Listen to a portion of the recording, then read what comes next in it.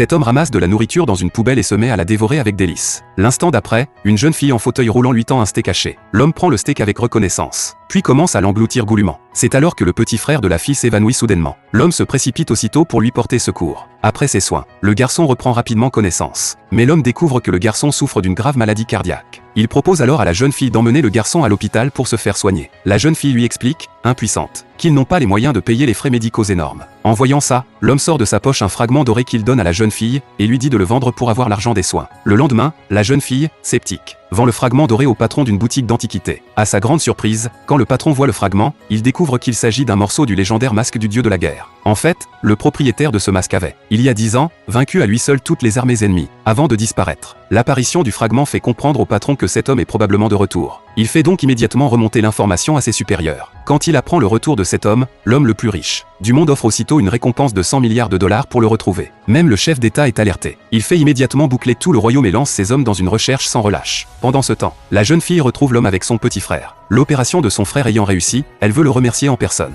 Mais l'homme estime que ce n'est pas important et s'apprête à partir. C'est alors qu'une bande de voyous attrape la jeune fille et son petit frère. Il se trouve que l'enfant du chef de gang est malade et a besoin d'une transfusion sanguine. Or, le groupe sanguin du garçon correspond parfaitement. Il décide donc de l'enlever. En voyant le garçon appeler à l'aide sans cesse, l'homme repense instantanément à sa propre fille de 3 ans. Pour éviter que le drame ne se reproduise, il intervient aussitôt et sauve le garçon. Comme la force de l'homme est trop puissante, l'aura qu'il dégage attire rapidement l'attention de toutes les forces en présence. Après avoir confirmé la cible, il se rend immédiatement sur les lieux. De son côté, suite à l'échec du plan de ses hommes, le chef de gang est furieux et décide d'aller chercher le garçon lui-même. Rapidement, le chef de gang et ses hommes capturent le frère et la sœur. Il déclare avec arrogance que personne ne peut l'empêcher d'obtenir ce qu'il veut. L'homme s'avance alors et prévient le chef de gang que s'il ne relâche pas les otages, les conséquences seront graves. Cette phrase provoque aussitôt l'hilarité générale. Le chef de gang, avec un sourire sarcastique, ne cesse de l'humilier. Puis il ordonne à ses hommes de se débarrasser une bonne fois pour toutes de cet homme gênant. Mais à peine s'approche-t-il de l'homme qu'ils sont aussitôt projetés au loin par une force mystérieuse.